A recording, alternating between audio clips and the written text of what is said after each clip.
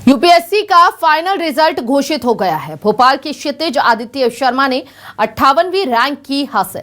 इससे पहले भी आईआरएस में चयनित हुए थे क्षितिज आदित्य, अब आईएएस बन गए हैं क्षितिज आदित्य शर्मा।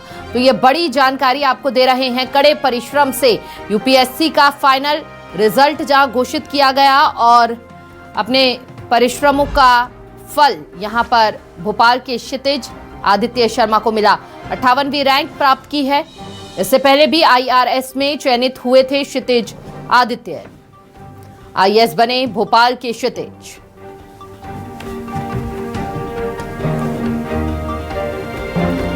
भोपाल के क्षितिज आदित्य शर्मा ने 58वीं रैंक हासिल की है। इससे पहले भी आईआरएस में चयनित हुए थे क्षितिज आदित्य। एक बार फिर प्रदेश को गौरवान्वित करते हुए यूपीएससी का फाइनल रिजल्ट घोषित हुआ। इसमें 58वीं रैंक प्राप्त की है क्षितिज आदित्य ने। इससे पहले भी आईआरएस में चयनित हुए थे क्षितिज आदित्य। यूपीएससी का फाइनल रिजल्ट घोषित। भोपाल के क्षितिज आदित्य शर्मा ने 58वीं रैंक हासिल की।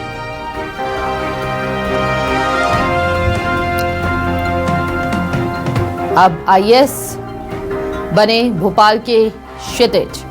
रिजल्ट घोषित हो गया है यूपीएससी का ये फाइनल रिजल्ट, और फाइनल रिजल्ट में क्षितिज आदित्य शर्मा ने 58वीं रैंक हासिल की है।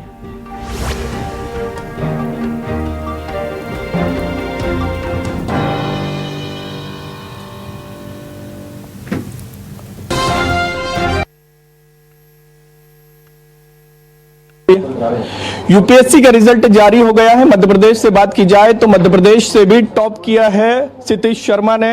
58 उनकी रैंक आई। क्षितिज शर्मा इस वक्त मेरे साथ मौजूद हैं। पहले तो न्यूज़ 24 मध्य प्रदेश छत्तीसगढ़ की तरफ से आपको खूब सारी बधाई कि आपका सपना पूरा हुआ। जी बहुत बहुत धन्यवाद। और हाँ, मैं कहूँगा कि ये जो एक जिस गोल से मेरी जर्नी चालू हुई थी सिविल सर्विस एग्जामिनेशन की, वो गोल आज मैं पूरा कर पाया हूँ। क्षितिज भाई, उम्मीद थी इतना बेहतर रिजल्ट आएगा? जी एक्चुअली मैं आईआरएस से भी बहुत खुश था और सेवा में भी पब्लिक वेलफेयर काम करने की बहुत अपॉर्चुनिटीज़ हैं, पर क्योंकि अब ये मुझे मौका मिला है ज्वाइन करने का, तो परिवार वाले भी आज बहुत खुश हैं। जी मैं अगला सवाल यही पूछने वाला था। आईआरएस में आपका सिलेक्शन, फिर उसके बाद ये कह सकते हैं एक बड़ी नौकरी पहले ही मिल चुकी थी, फिर उसके बाद यूपीएससी।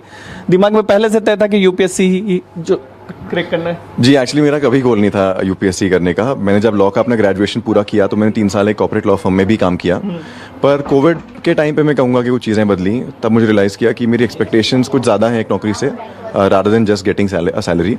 और फिर ये भी लगा कि मैं समाज के लिए और क्या कर सकता हूँ थ्रू अ जॉब। तो तभी मैंने मन बनाया कि मैं इस एग्ज़ाम की तैयारी करता हूँ। संघर्ष कितना लंबा रहा? क्योंकि आपका गोल शुरू से यही था, आप बता रहे, लेकिन गए कहीं और, किसी रास्ते चले गए थे, फिर लौटे, फिर इधर आए। लौटा तो नहीं, एक बार जब मन बनाया तो भगवान की कृपा से रिजल्ट मिला ही, पर क्रॉस 3 अटेम्प्ट्स में कहूँगा 3.5 साल का लगभग मेरा 3.25 साल का मेरा सफ़र रहा है। कितने घंटे रोज़ बात की जाए तो पढ़ाई करते थे और किस तरीके से करते थे, क्योंकि आने वाले जो बच्चे हैं वो किस तरीके से तैयारी करें?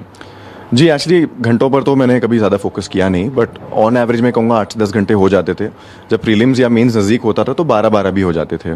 तो सेल्फ करते थे या फिर कोचिंग या किसी का मदद लेते थे? जी मैंने सेल्फ स्टडी ही किया cross all 3 of my attempts. तो उन लोगों को आप कुछ संदेश देना चाहेंगे जो बड़ी बड़ी कोचिंग में, जैसे हम बात करें दिल्ली में, राजस्थान में होंगे? जी एक्चुअली मैं कहूँगा वो आपके ऊपर है। अगर आपको लगता है आपको गाइडेंस की ज़रूरत है तो आपको बिल्कुल गाइडेंस लेना चाहिए, क्योंकि सिलेबस बहुत वास्ट है और अगर गाइडेंस लेते हैं तो उसमें कोई हर्ज नहीं है। पर कोशिश ये होनी चाहिए कि हम नए शहर जा रहे हैं तो डिस्ट्रैक्ट ना हो, कि अगर किसी तरह गलत संगत में ना पड़े, बस उसका ध्यान रखिए और कंसिस्टेंट रहिए अपनी तैयारी में। राज्य कौन सा लेंगे? सबसे ज़रूरी सवाल। के मध्य प्रदेश?